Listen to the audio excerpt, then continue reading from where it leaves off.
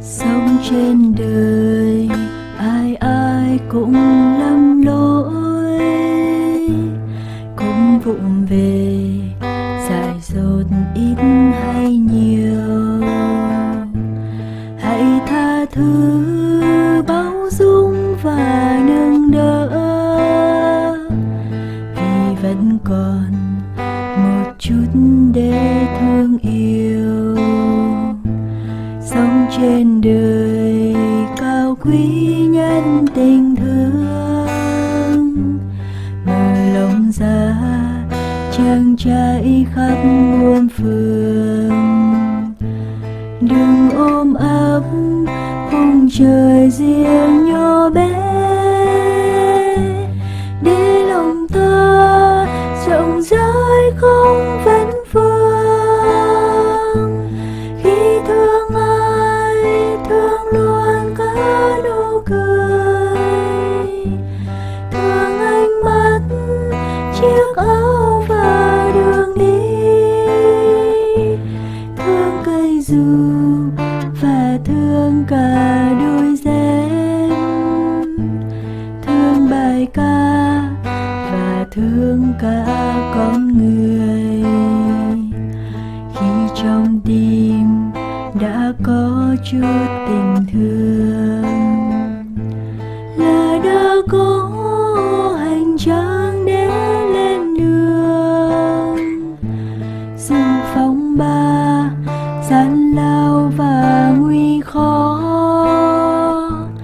vẫn một lòng vững bước trong gió sương.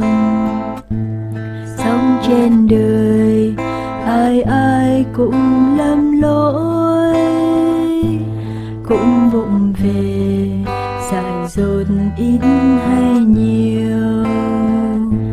Hãy tha thứ, bao dung và nâng đỡ, vì vẫn còn một chút để thương yêu. Sống trên đời cao quý nhất tình thương, mở lòng ra trang trải khắp muôn phương.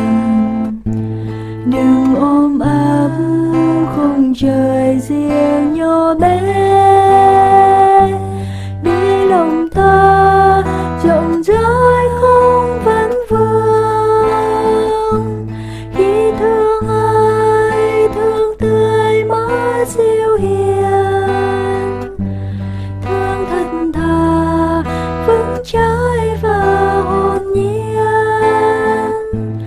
và thương cả những phụng dài yêu kém.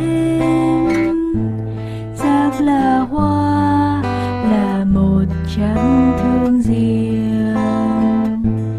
Khi trong tim đã có chút tình thương, là đã có hành trang để lên đường.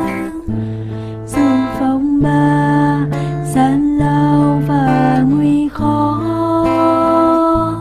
vẫn một lòng vững bước trong gió sương. Dù phong ba gian lao và nguy khó, vẫn một lòng vững bước trong gió sương.